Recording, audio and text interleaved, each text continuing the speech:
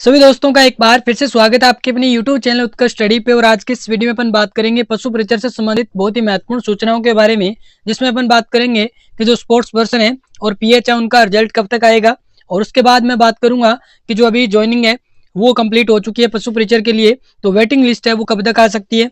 और साथ में अपन बात करेंगे जो अभी जिन पशु परिचरों ने ज्वाइन किया है, नवनियुक्त पशु परिचर है, उनका जो प्रशिक्षण कार्यक्रम है उसमें बहुत सारे साथी एग्जाम रिलेटेड क्वेश्चन है वो पूछ रहे थे कि एग्जाम कब होगा, क्या प्रोसेस रहेगी, तो उस पर चर्चा करेंगे। और साथ में बहुत सारे साथी जो पशु परिचर अभी ज्वाइन कर लिया है वो छुट्टी के बारे में पूछ रहे थे। जैसे छुट्टी में अपन ने सीएल की बात बहुत बार की है, लेकिन आज अपन बात करेंगे जीएच और आरएच की। और साथ में आपको सीएल की पूरी प्रोसेस भी बताऊंगा कि कैसे आप छुट्टी ले सकते हैं। इसके अलावा देखिएगा आपकी एम्प्लॉय आईडी है वो भी बनेगी, तो एम्प्लॉय आईडी के लिए क्या क्या डॉक्यूमेंट है वो आपको वहाँ पे देने होते हैं अपने नोडल में, या जो भी आपको जेडी में बुलाए यानी जेडी ऑफिस में बुलाए तो वहाँ पे आपको देने होते हैं। इसके अलावा आपके अन्य सवाल थे उनके भी मैं जवाब देने वाला हूँ।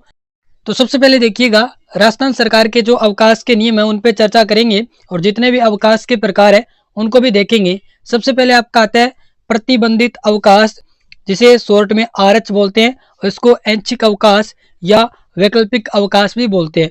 ये क्या होता है कि काम से एक दिन अतिरिक्त की छुट्टी होती है जिसे राजस्थान सरकार के कर्मचारी त्योहारों की सूची में से चुन सकते हैं। अब यहाँ पे देखिएगा पूरी महत्वपूर्ण बात, आरएच है वो एक कर्मचारी को एक वर्ष में 2 दिन का आरएच है वो मिलता है। अब इसमें देखिएगा राजस्थान सरकार हर साल प्रतिबंधित छुट्टियों की सूची जारी करती है।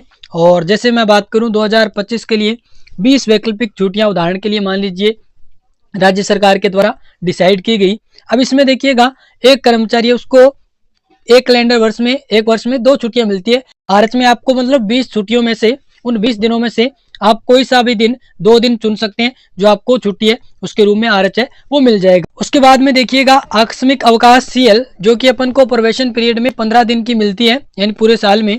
और इसके साथ साथ मैं आपको बता दूं कि जो प्रोबेशन पीरियड जिनका चलता है उनको सीएल के अलावा अन्य छुट्टियां जैसे आरएच जीएच है वो नहीं मिलती है। तो यहाँ पे अपन सीएल की बात करेंगे और ये आप सभी को मैंने पहले भी बताया था कि 15 सीएल है वो एक साल में मिलती है और एक कर्मचारी एक बार में 10 सीएल है वो अधिकतम ले सकता है, उससे ज्यादा नहीं ले सकता।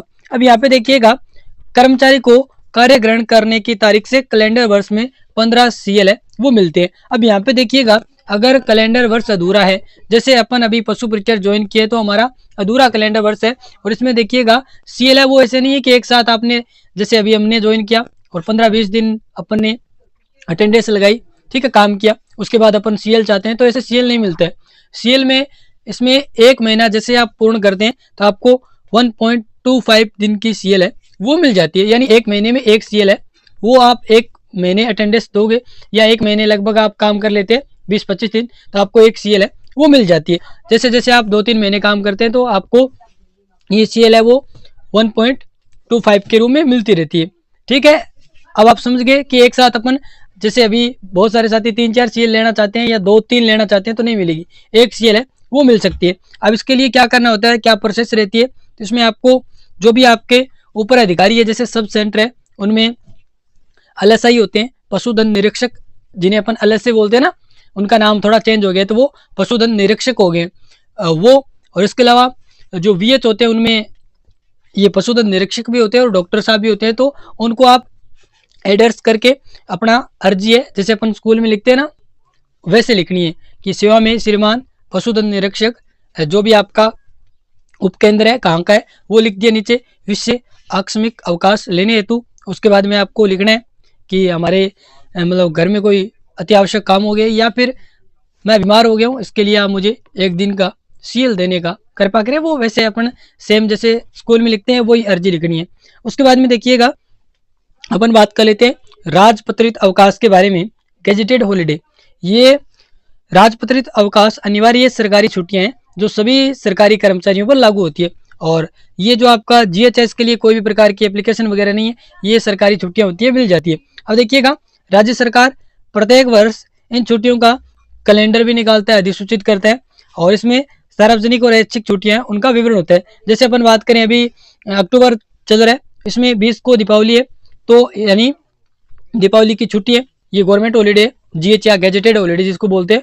और गोवर्धन पूजा है, अब इसमें देखो 21 को क्या है ये हॉलीडे नहीं है, और 23 को भैया दूज है, उसको भी हॉलीडे है। तो ये मैंने उदाहरण के माध्यम से आपको बताया कि जीएच क्या होता है। अब देखिएगा, मैं बात कर लेता हूँ, कुछ आपने कमेंट किए थे, जैसे सीएल छुट्टी 15 दिन की 2025 में भी मिलेगी क्या? नहीं, अब 2025 है, उसमें तो देखिएगा कम ही समय रहा है, एक कैलेंडर वर्ष है, तो इसमें आपको जैसे जैसे मैंने ऊपर बताया एक महीना, तो आपको 1.25 सीएल है, वो उतने दिन का मिलेगा, ऐसे मिलेगा। इकट्ठी आपको 15 दिन की छुट्टी है, वो नहीं मिलेगी। उसके बाद में देखिएगा दीपावली की छुट्टी रहेगी क्या? तो इसमें दीपावली की छुट्टी मान लो जो आपका जीएच है उसके अकॉर्डिंग छुट्टी है, और प्रोबेशन पीरियड में हमारे लिखा हुआ है कि ज़्यादातर छुट्टी नहीं है, लेकिन आप छुट्टी है सीएल के रूम में भी ले सकते हैं, और सीएल की मैंने प्रोसेस है वो बता दी। उसके बाद में देखिएगा वेटिंग लिस्ट है वो कब आएगी?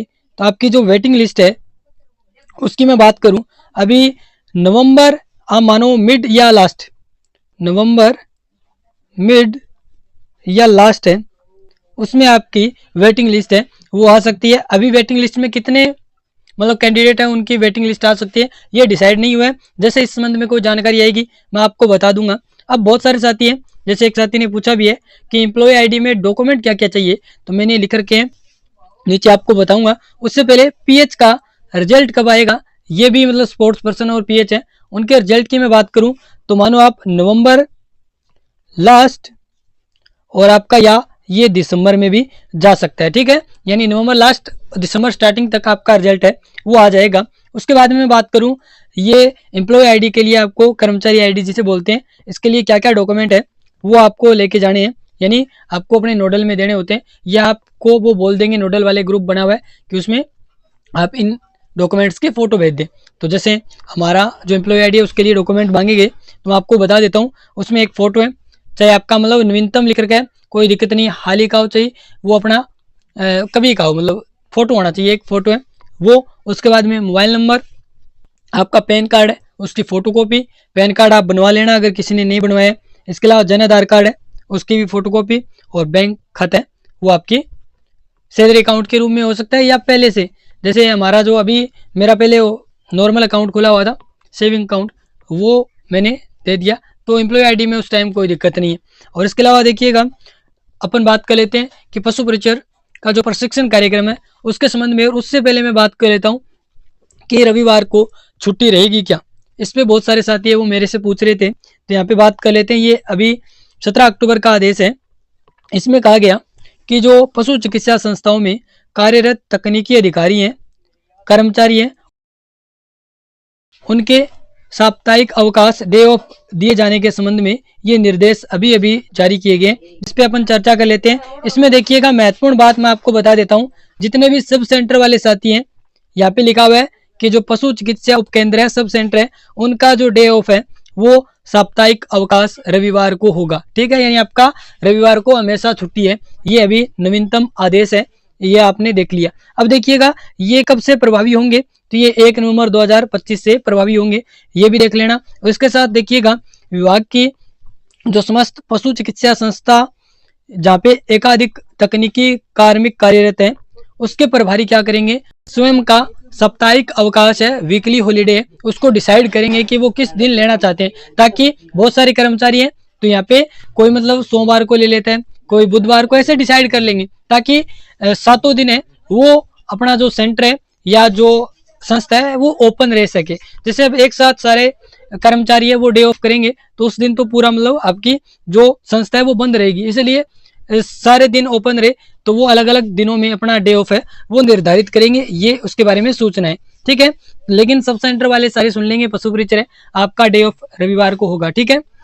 इसके अलावा मैं आपको बताना चाहूंगा जो प्रशिक्षण कार्यक्रम है, तो इस प्रशिक्षण कार्यक्रम में मैंने आपको बताया था कि परीक्षा है वो गूगल सीट के माध्यम से आयोजित की जाएगी।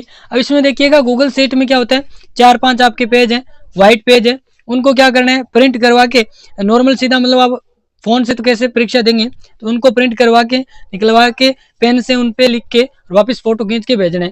और इस संबंध में जैसे ही मतलब आएगी परीक्षा कब होगी कैसे होगी, नॉर्मल परीक्षा होगी, आपको ज़्यादा टेंशन नहीं लेनी है, ये आपके नोडल अधिकारी और संस्था प्रभारी है वो आपको टाइम रहते हुए बता देंगे और आपको कर लेना है, ठीक है। तो ये सारी जानकारियाँ थी जो आज के इस वीडियो में मैंने आपको दी। मिलते हैं अपन नेक्स्ट वीडियो में। सभी साथियों का जुड़ने के लिए बहुत बहुत धन्यवाद।